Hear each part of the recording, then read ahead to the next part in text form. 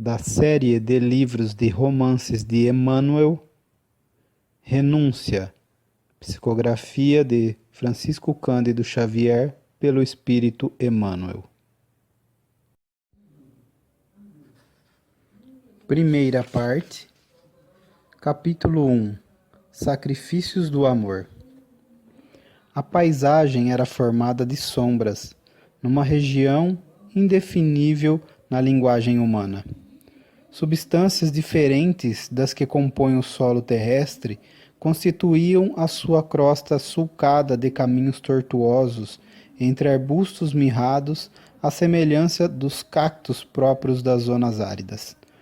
Os horizontes perdiam-se ao longe, nas linhas escuras do quadro melancólico, como se aquela hora assinalasse pesado crepúsculo.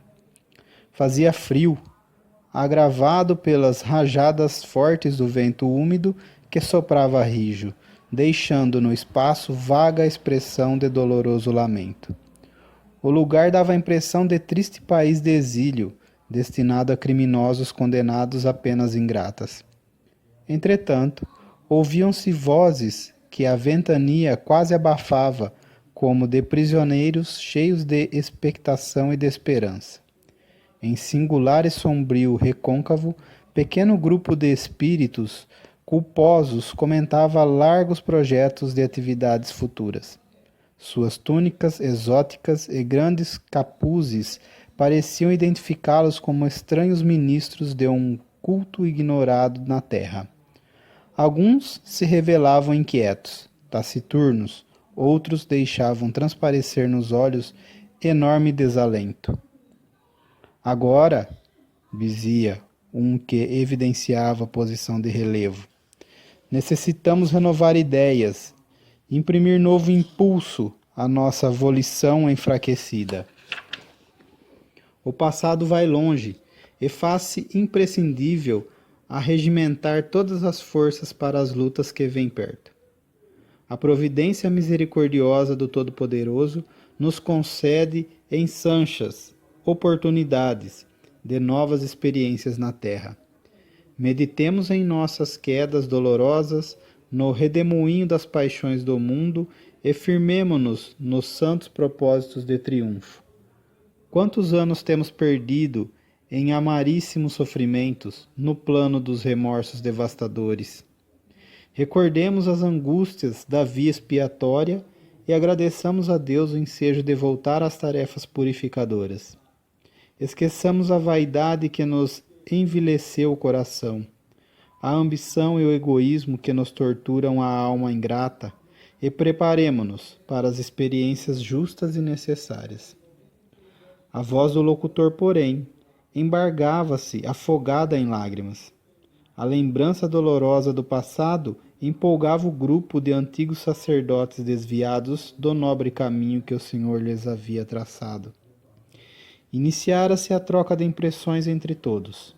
Alguns expunham dificuldades íntimas, outros comentavam a intenção de trabalhar devotadamente até a vitória. O que mais me impressiona, proclamava um companheiro, é o fantasma do esquecimento que nos obscurece o espírito lá na terra. Antes da experiência, arquitetamos 1000 projetos de esforço, dedicação, perseverança. Somos nababos de preciosas intenções, mas chegado o momento de as executar, revelamos as mesmas fraquezas ou incidimos nas mesmas faltas que nos compeliram aos desfiladeiros do crime e das reparações acerbas. Mas onde estaria o mérito? Explicava o amigo a quem eram dirigidas aquelas observações. Se o Criador não nos felicitasse com esse esquecimento temporário, quem poderia aguardar o êxito desejável defrontando velhos inimigos sem o bálsamo dessa bênção celestial sobre a chaga da lembrança? Sem a paz do esquecimento transitório, talvez a terra deixasse de ser escola abençoada para ser ninho abominável de ódios perpétuos. Entretanto, objetava o interlocutor, semelhante situação me atemoriza. Sinto enorme angústia, Só em pensar que perderei novamente a memória, que ficarei quase inconsciente de meu patrimônio espiritual, ao palmilhar as estradas terrestres, qual enterrado vivo a quem fosse subtraída a faculdade de respirar. Mas como aprenderias a humildade com as reminiscências ativas do orgulho? Poderias acaso beijar um filho, sentindo nele a presença de um inimigo figadal? Conseguirias de pronto a força precisa para santificar pelos elos conjugais a mulher que manchaste noutros tempos, induzindo-a ao meretrício e às aventuras infames? Não percebes no esquecimento terrestre uma das mais poderosas manifestações da bondade divina para com as criaturas criminosas e transviadas? Concordo em que a experiência humana, para quem observou, mesmo de longe, como aconteceu a nós outros, as resplendências da vida espiritual, significa de fato a reparação laboriosa no seio de um sepulcro. Mas nós, meu caro Menandro, estamos desde há muito mumificados no crime. Nossa consciência necessita do toque das expiações salvadoras. A morte mais terrível é a da queda, mas a terra nos oferece a medicação justa, proporcionando-nos a santa possibilidade de nos reerguermos. Renasceremos em suas formas perecíveis e, em cada dia da experiência humana, morreremos um pouco, até que tenhamos eliminado, com o auxílio da poeira do mundo, os monstros infernais que habitam em nós mesmos. O amigo pareceu meditar aqueles conceitos profundos e, dando a entender que se convencera, interrogou com atenção, encaminhando a palestra para outros rumos. Quando se verificará nossa localização definitiva nos fluidos terrestres com vistas à nova experiência? A qualquer momento.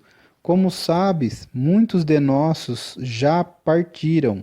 Os benfeitores de nosso destino, que advogaram a concessão de novas oportunidades ao nosso esforço remissor, já nos enviaram a mensagem derradeira, desejando-nos realizações felizes nos trabalhos futuros. Nesse instante, sucedeu qualquer coisa que o grupo de almas sofredoras e esperançosas não conseguiu perceber. Uma forma luminosa descia do plano constelado, semelhante a uma estrela desprendida do imenso colar dos astros da noite, que agora se caracterizava pela sombra mais envolvente e profunda. Quase ao tocar no centro da paisagem escura, tomou a forma humana, embora não se lhe pudesse determinar os traços fisionômicos, tal a sua auréola de ofuscante esplendor. No entanto, como acontece no círculo das impressões humanas, condicionadas às necessidades de cada criatura, nenhum dos circunstantes lhe registrou, de maneira absoluta, a presença generosa, senão mediante uma íntima alegria permeada de santas esperanças. Ninguém poderia definir o sentimento de bom ânimo que se estabelecera de modo geral.